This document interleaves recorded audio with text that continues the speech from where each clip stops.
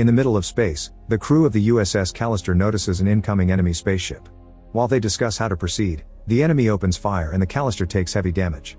Captain Daly makes the crew fly the ship into a gas cluster where they can charge their cannons, even though it also puts their shields at risk.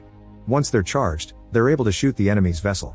Then Daly contacts the other ship to talk to the bad guy Baldak, offering to let him go if he gives them back the mythical crystal. Baldak refuses, so Daly orders his crew to shoot again to destroy the enemy's ship. The system says Baldak has escaped, but the group celebrates their victory anyway and Daly kisses the two women in the crew. However, this isn't real. This fantasy belongs to the real Daly, who works at Callister Incorporated as Chief Technical Officer. The company is in charge of Infinity, a virtual reality video game that is accessed through a neuronal interface. Daly has designed a private level in this game that simulates his favorite show Starfleet, and he uses his coworkers as characters. Since they all treat him badly at work, Daly gets to mistreat them back in the simulation. One day Daly meets the new programmer Nanette, who is a big fan of his work. They chat for a while but are interrupted by Walton, the company's CEO. He and Daly started the project together, but Walton is the main face and says Daly is just the hardware. Walton asks Daly to have the next game update ready before Christmas and takes Nanette away for a big tour, which makes Daly frustrated and jealous. After work, Daly goes home and enters the simulation. The Walton character is a loser in this fantasy, and when he says he's failed to track Baldak, Daly starts choking him while insulting him. Then he makes Walton get on his knees to use him as an ottoman. The next day at work, Daly has to watch how Walton keeps trying to flirt with Nanette, who doesn't look too interested. She's much nicer to Daly and even offers to bring him coffee. At the snack table, Nanette tells a coworker how much she admires Daly's work while he overhears her nearby. However, the coworker warns her that Walton is a player who hits on every woman and that Daly can be kinda creepy. When Nanette brings Daly the coffee, she acts a bit colder. After everyone goes home, Daly takes Nanette's coffee cup from the trash and brings it to his place to gather a DNA sample. Then he puts it on a petri dish and leaves it for the computer to scan. The following day, a new virtual Nanette wakes up in the Callister simulation. She feels very lost, and when she looks out the window she can't believe she's in space. As she looks around, she finds the rest of the crew and recognizes their faces from the office, but they don't recognize her. The crew explains that they're digital copies of the real people stuck in Daly's game. He gathered their DNA after they angered him for dumb reasons like insufficient smiling or caught him staring. They were created many years ago and are curious to know how their real selves are doing nowadays. Nanette freaks out and refuses to believe she isn't real. At that moment, the lights are turned on to announce Daly's arrival, and Nanette immediately runs away. She finds a door at the end of the corridor and tries pounding on it, only for her hands to start to glow. Her whole body suddenly becomes code and teleports her back to the main deck, where Daly introduces her to the others with a new name. Nanette refuses to play along, so Daly snaps his fingers to make her face disappear, causing her to collapse because she can't breathe. He keeps asking her to submit, and when she nods he gives her back her face. Afterward, Nanette helps the others track Baldak and they find him on a planet named Ranach. Daly and most of the crew are teleported to the planet's surface, and while Daly scans the area, Nanette asks her teammates for a gun. They have to explain that the crew's guns are fake and only Daly's is real, which means they can't die unless he kills them. Suddenly the group is startled by Baldak appearing nearby to summon a huge monster. However, the creature freezes when Daly pauses the game because his pizza delivery has arrived. Once he's got his food, Daly returns to the game and says there's a naked lady nearby to distract Baldak so he can shoot him down. The monster runs away in fear while his master falls and begs for the end. Daly refuses to kill him, claiming it goes against the fleet code. Afterward, the crew celebrates another victory on the ship. Daly kisses the women as usual, but when he tries with Nanette, she slaps him. Daly considers hurting her but announces that today he'll show mercy. If tomorrow she doesn't cooperate, she'll be punished. After Daly leaves, the crew tells her Daly's kisses are only lip bumping with no tongue, not to mention that it can't go further than that. It turns out none of them have private parts, they have smooth groins like dolls. A furious Nanette is determined to get revenge on Daly and uses the ship's computer to look at the game code. She accesses the messaging system and sends an email to her real self, telling her that people are trapped inside Daly's computer. The real Nanette is confused and asks Daly if he sent her a game invite, so he tells her it must have been a spam bot and asks her to delete the message. Getting suspicious, Daly then logs in using the office computer.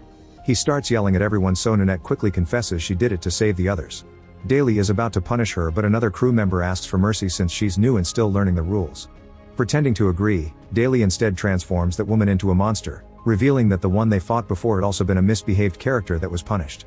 He tells the crew to dump the new creature on a planet and reminds Nanette to behave before he leaves. Sometime later, Nanette notices a wormhole nearby and how it's affecting the ship's computer, which means the wormhole is the incoming update patch installing itself. She rushes to tell the rest of the crew that if they fly the ship into the wormhole, they can destroy the ship and finally end this torment. Nanette is already planning how to get her real self's attention while the whole crew agrees to help except for Walton. He's terrified of Daly because at the beginning when it was just the two of them, Daly brought a copy of his son too. Daly made Walton watch his kid go into the airlock and be shot into deep space, where his body froze and cracked. Walton knows that if he rebels, then Daly will just bring them back for more torture because he keeps their DNA in the fridge. Nanette tells Walton they'll steal the DNA too, which convinces him to help. The next time Daly logs in, Nanette pretends to behave and says there's a distress signal coming from a nearby planet. She also convinces him to go with only her. Once they reach the planet, Nanette takes off her clothes and gets in the lake while flirting with Daly to make him join her. Daly takes off his clothes too and drops his controller, which the crew immediately teleports back to the ship. Using this controller, the crew hacks into Nanette's cloud account to find her intimate pictures. They send her to the real Nanette before calling her, saying that if she doesn't want her pictures posted on naughty sites she must follow their instructions. Moments later the real Nanette is sneaking into Daly's balcony and orders a pizza for this address. The crew sends the controller back to the planet and Daly hears the doorbell alert, so he pauses the game. While Daly gets the door, real Nanette breaks into the apartment and steals the DNA samples. She also replaces his controller with a fake toy before escaping. When Daly tries to play again, he can't connect to the game. The crew teleports Nanette back to the ship and starts flying toward the wormhole, but they must hurry before the update is done. Unfortunately Daly has a spare controller and soon he's back in the game. When he realizes he's been abandoned, he searches the planet for the distress signal and finds a shuttle, which he uses to return to space. A chase ensues so the crew has no choice but to fly through an asteroid belt, which causes lots of shaking and damage to their shields. When they're on their way out of the belt, the ship is hit so hard that they lose power. The only way to kickstart the engines is manually, which would incinerate the person. Walton immediately volunteers and while he rushes to the engine, he contacts the shuttle to tell Daly off. The crew hears Walton scream of pain while the engine burns him to death. They make the ship start moving as fast as possible and it crosses the wormhole right before it closes while Daly is left behind. After a very shaky trip, the crew is shocked to find themselves in normal clothes. It turns out the firewall has destroyed Daly's mod and now they're normal game characters that can go anywhere. The crew members who were transformed into monsters are back to normal too. Daly's mind is stuck in the wormhole and can't leave the game. Since he lives alone, nobody can wake him up so he'll die in his chair. A few months later, Nanette has become the new captain. They've been surviving by robbing regular players in the game and today they ambush 3 guys who try fighting back. A man defends himself and causes Nanette to bleed, which shocks the players because the game usually doesn't have blood. 2 characters get shot and the third one hands Dudani his credits while saying he'll report them. However, the crew doesn't have player tags and can't be reported, so they shoot the third character as well. When they return to the ship, Nanette is disappointed to see that the players didn't have many credits because everything in-game has become very expensive, thanks to monetization. If they don't think of a plan soon, they won't survive for much longer. In the real world, Nanette is still working at Callister Incorporated. Daly is dead and seeing the memorial at the office every day fills Nanette with guilt. The game's admin inbox is full of messages from clients complaining about the robbers with no player tags, but when Walton is informed of this issue he ignores it. A reporter comes to interview Walton and Nanette hacks the security cameras to hear the conversation. This guy has footage from the person who found Daly dead and can see the DNA cloner on Daly's desk. That technology is supposed to be banned and the reporter links it to the rumors of robbers and blood in the game, accusing Daly of making digital clones. Walton denies it all and kicks the reporter out. Afterward he looks for an employee to take care of the bandits and Nanette volunteers, so he grants her full access to the system. In the game, Nanette is trying to rob another player but accidentally steps onto a trap and an explosion leaves her severely wounded. The character gets ready to kill her but Dudani shoots her down first. Furious, the player logs in again to make her character fight Dudani hand to hand. This time he impales her on a tree before he and Nanette take her credits and run. However, the player keeps sending the character back to continue the chase no matter how many times they shoot her. At the same time a player's ship contacts the Callister and realizes they don't have tags, so they open fire. They can't fly away without Nanette and Dudani so the shields are receiving heavy damage. Thankfully the duo finally makes it to the portal and returns to the ship just in time to escape from their attackers. Soon the robbed player sends footage of the incident to the company and Nanette is shocked to see her own face. She talks to Walton and tells him everything that happened the night of Daly's death, including finding his son's DNA in the fridge. She's tracked the blackmailing call and discovered it came from Daly's computer, so she concludes their digital clones were asking for help. This means they're the robbers loose in the game.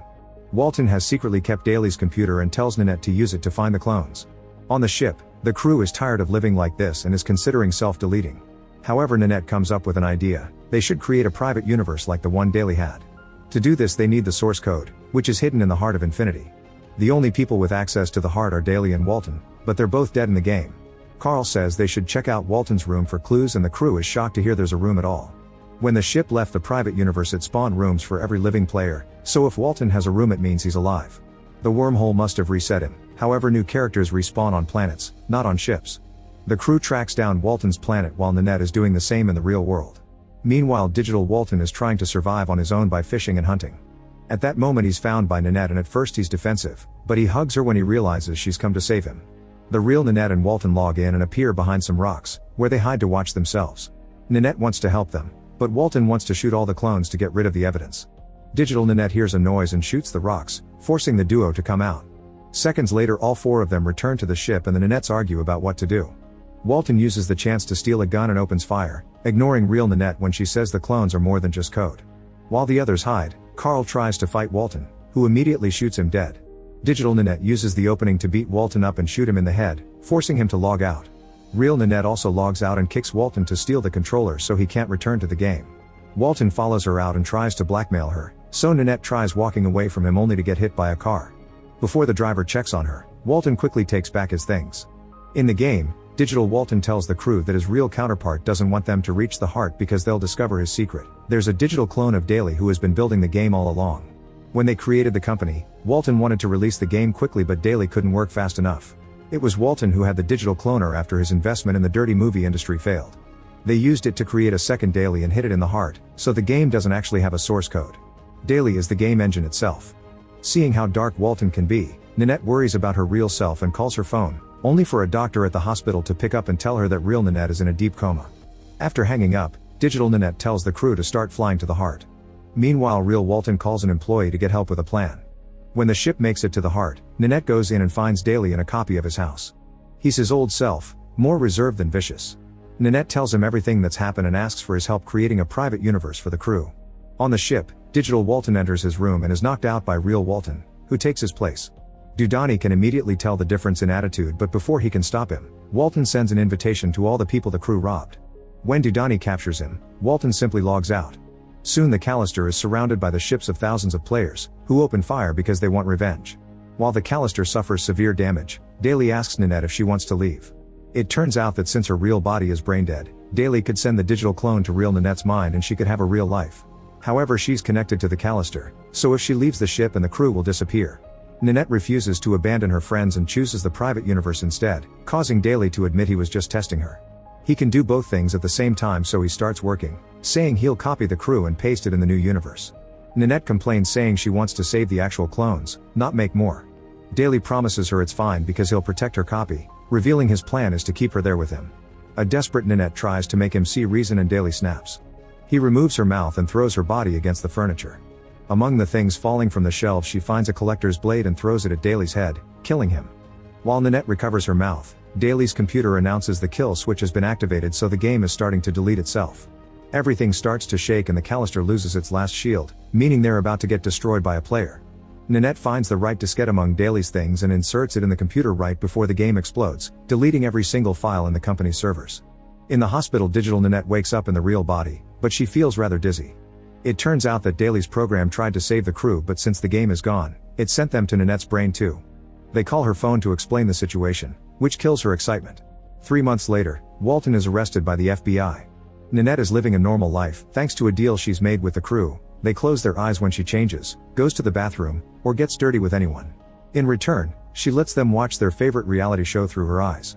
She's promised to create a system to get them out of her mind, but she doesn't seem to be working very hard on it. Make sure to subscribe and turn on notifications so you can watch more videos like this. Thanks for watching.